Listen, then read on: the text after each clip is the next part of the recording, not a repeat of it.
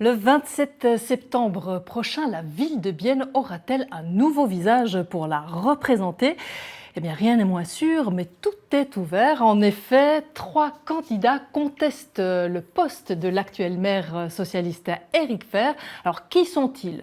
Que veulent-ils ? C'est ce que nous vous proposons de découvrir à partir d'aujourd'hui et durant les 3 semaines qui suivent. Madame, Monsieur, bienvenue dans le talk. On débute tout de suite avec vous, Titus Sprenger. Bienvenue dans nos studios. Bonsoir Madame, merci beaucoup pour l'invitation. Alors vous avez 46 ans, vous êtes informaticien de gestion, vous êtes membre du mouvement citoyen biennois Passerelle et vous êtes membre du conseil de ville depuis 2018. Alors Titus Sprenger, avec 2 ans d'expérience seulement au Parlement biennois, vous prétendez aujourd'hui détrôner un maire qui est en place depuis 2011, dans une ville qui a 43 ans de tradition socialiste. Franchement, vous avez soit l'esprit kamikaze, soit beaucoup d'orgueil. Oui, je crois que le nombre d'années qu'on est au conseil de ville ne fait pas foi. Il y a d'autres qui sont au conseil de ville depuis des années et puis qui n'ont pas d'ambition d'aller plus loin. Mais je pense quand même qu'il y a des grands défis qui nous attendent pour cette ville. Il faut les attaquer, il faut trouver des réponses sur ces défis. Et pour ces défis, à mon avis, ce n'est pas une question du parti. Oh, mais quand même, puisque le parti Passerelle aux dernières élections a fait 3%. Alors évidemment, vous avez eu un 2e siège, mais vous-même, vous avez eu à peine 554 voix contre plus de 5000 pour Éric Fehr. Donc vous partez vraiment depuis tout en bas, on est d'accord ? Entièrement d'accord. De toute façon, la situation actuelle, elle est assez intéressante avec 4 personnes pour la mairie, candidates ou candidats pour la mairie, avec 21 personnes pour le conseil municipal.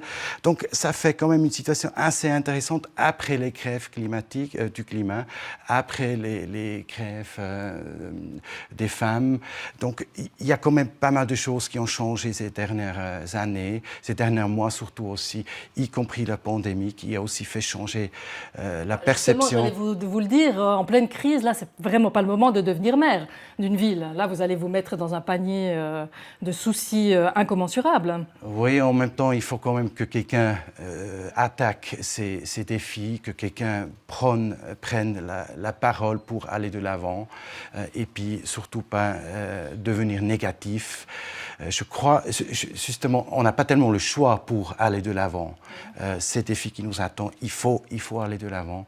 Les changements climatiques, la culture politique, il faut changer, à mon avis, dans cette ville pour faire avancer cette ville. Mais en même temps, j'ai envie de comprendre qu'est-ce qui s'est passé dans la tête de ce petit garçon dans la campagne glaronnaise, très gentil, très sage à l'école, très appliqué, et qui, à un moment donné, s'est dit « Je veux être le premier inter pares de la ville de Bienne ». Qu'est-ce qui s'est passé dans votre tête ? C'est certainement une décision qu'on ne prend pas, comment dire, c'est une décision qu'on prend au sérieux. Il y a certains qui disent « ouais, c'est juste pour la publicité ». Non. Vous prétendez que ce n'est pas une candidature alibi pour mettre en valeur votre parti ? Non, définitivement pas. Pour qu'on en parle enfin de ce mouvement Passerelle ? Non, définitivement. J'ai même pas prévu d'être réélu pour le conseil de ville. Parce que ces batailles idéologiques, ça me dégoûte quand même pas mal. Raison pourquoi je me suis dit, bon, peut-être au niveau exécutif, je peux faire mieux, je peux faire plus qu'au niveau du conseil de ville. Mais en même temps, vous reprochez à l'exécutif de faire trop de politique et au conseil de ville de ne pas avoir assez la main. Donc c'est un petit peu ambigu votre discours. Oui, mais l'exécutif, elle joue aujourd'hui le rôle qu'elle ne devrait pas jouer. Elle joue aujourd'hui le rôle que le conseil de ville devrait jouer. C'est le conseil de ville qui devrait faire la politique, qui devrait dire clairement dans quelle direction on veut aller. C'est le conseil de ville qui devrait finalement accepter une vision pour cette ville et pas le conseil municipal. Ou au minimum la population. Vous pensez que le conseil municipal et le maire actuel ont trop de profil. En fait, ils prennent trop ils donnent une trop grande empreinte sur la ville de Bienne. Tout à fait. La faiblesse du conseil de ville, le fait que le conseil de ville n'arrive jamais à prendre des décisions en majorité, fait que le conseil municipal devient plus fort. C'est lui qui prend les choses en main. Quelque part, c'est normal. Il faut bien que quelqu'un fasse le travail. Vous êtes d'ailleurs bien dans cette idée. Il faut toujours qu'il y ait quelqu'un qui aille jusqu'au bout des projets. C'est aussi ce qu'on vous a appris. C'est comme ça qu'on vous a éduqué. Oui, d'accord, mais restons sur l'exemple de la vision que le conseil municipal a publiée l'année passée. Une vision qui n'est pas acceptée par un conseil de ville, qui n'est pas acceptée par le peuple, elle n'a pas de valeur. C'est juste un bout de papier. Donc, si on veut vraiment prendre référence à cette vision, il faut vraiment la faire valider par le peuple, idéalement par le peuple, ou au minimum par le conseil de ville. Sinon, ça veut rien dire. On peut changer demain cette vision, mais bon, c'est une vision du conseil municipal. C'est pas une vision de la ville de Bienne. Mais qu'est-ce que vous reprochez concrètement au maire actuel ?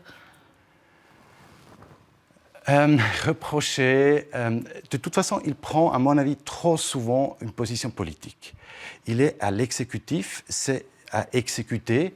S'il a un mandat pour aller de l'avant du conseil de ville, le mandat du conseil de ville, ou du peuple, ou de la législation supérieure cantonale ou fédérale, il n'y a pas de discussion. Mais aujourd'hui, il prend souvent des positions, pas seulement le maire, je parle conseil municipal général, ils prennent souvent des positions sur des sujets où on n'a pas des positions claires au niveau conseil de ville ou au niveau du peuple. Ça veut dire quoi, que vous pensez qu'il le voit, qu'il vous vante ?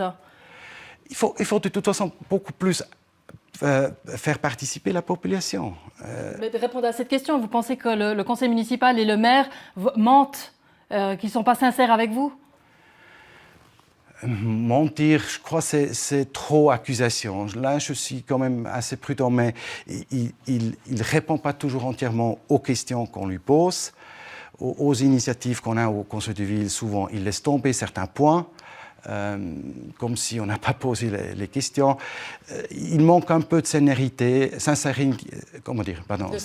de sincérité, excusez-moi.